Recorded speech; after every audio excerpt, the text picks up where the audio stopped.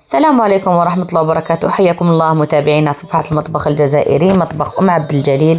وصفتنا لنهار اليوم هي مسفوف بالفول أو طعام بالفول بزيت زيتون. نبدأ في الوصفة وطريقة التحضير على بركة الله. هنا كنت خذيت حوالي كيلو ورط الفول أو كيلو يعني فول مع كيلو طعام. بالنسبة للطعام مستعملتوش كامل مع الفول، كالي خليته بلا فول خاطر الأولاد ما ياكلوش كامل الفول. هنا بعد ما نقيته وحطيته في الماء يعني راح نغسله. بالنسبه للفول يعني كي تنقوه كنت تعرفوا الطريقه، انا ما صورتهاش. يعني تنحوا دوك سلوكه اللي يجوا في الجناب من ومن، ولما يكون طري كيما الان راهو الفول الطري يعني اللي راه متواجد في الاسواق، احيانا يعني ما تضطروش تنحوهم لان دوك الحبه صغيره وطريه بزاف ما فيهاش هذوك سلوكه. بعد ما نغسلوهم مليح نكونوا درنا القدره تاع الماء تسخن، نديروا الفول تاعنا بعد ما غسلناه في الكسكاس تاعنا، نحطوه كامل في الكسكاس ونخلوه يطيب حتى وين تشوفوه كيما يقولوا طاب ولا زبده. كي تحبزيه بالمغرف تشوفوا داك الدخلاني خرج كامل. وهنا نصيحه او يعني كيما يقولوا سر، لا ديروا من الاحسن تستعملوا كيس غذائي فوق الفول هذاك. شوف كيما راكم تشوفوا فيه يعني ندخل فيه بالموس على الجوانب كامل.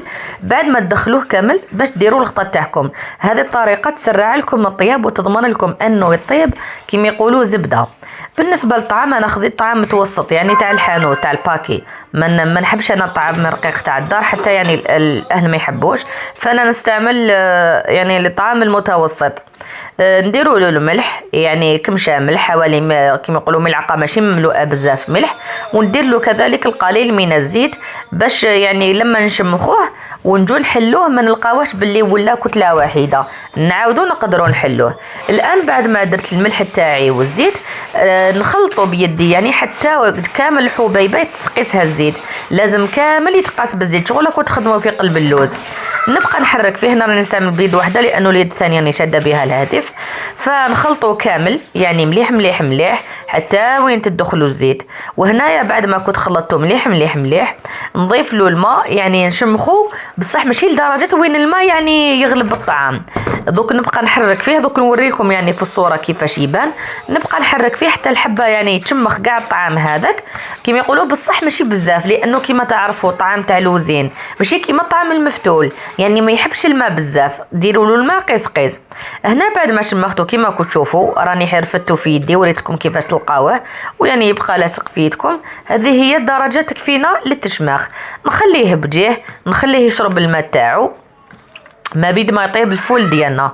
هنا بعد ما كان الفول تاعي خلاص طاب ودخلوا طياب، نروح نحيلو هذاك الكيس الغذائي وندير له الملح لانه حطيته مع الاول بلا ملح.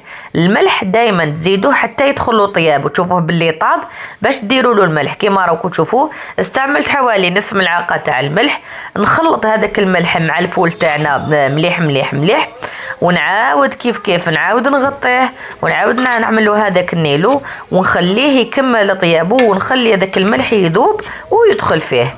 بعد ما يطيب الفول تاعنا واش نعملو؟ نروحو نحكمو الطعام تاعنا هذاك اللي كنا شمخناه، نبداو نحلو فيه بيدينا نحلوه مليح ولدرجه وين ما يبقاوش كاين حبيبات، لدرجه ما يبقاوش كاين حبيبات.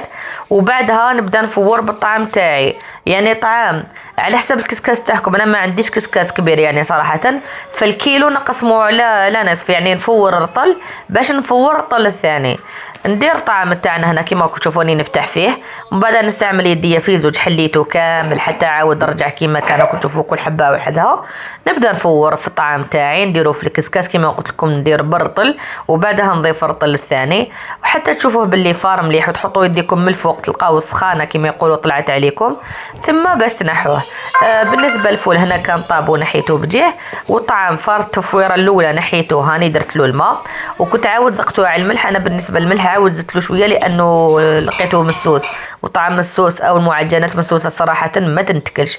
عاود درته يفور للمره الثانيه بعد ما فار نحيته ودرت له يعني الزبده وخليته يندهن كيما راكم تشوفوا راهو يبرق، هذا يعني دليل بانه تدهن مليح. بالنسبه التفوار تحبوا تفوروا مرتين او ثلاثة الامر راجع ليكم. انا يعني بما انه مشمخ مليح مرتين كفاتني، يعني كان طري. نجيبوا الان الطعام تاعنا. انا كنت نحيت منه شويه كما قلت لكم، ما استعملتش كيلو كامل لانه ماشي كامل ولادي ياكلوا الفول.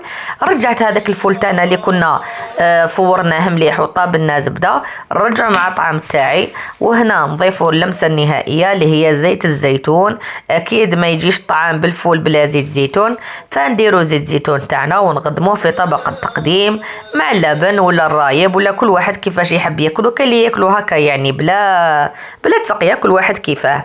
هذه وصفتنا لنهار اليوم، نتمنى تجربوها وتخلونا متابعتكم وتعليقاتكم. دمتم في رعاية الله وحفظه، والسلام عليكم ورحمة الله وبركاته.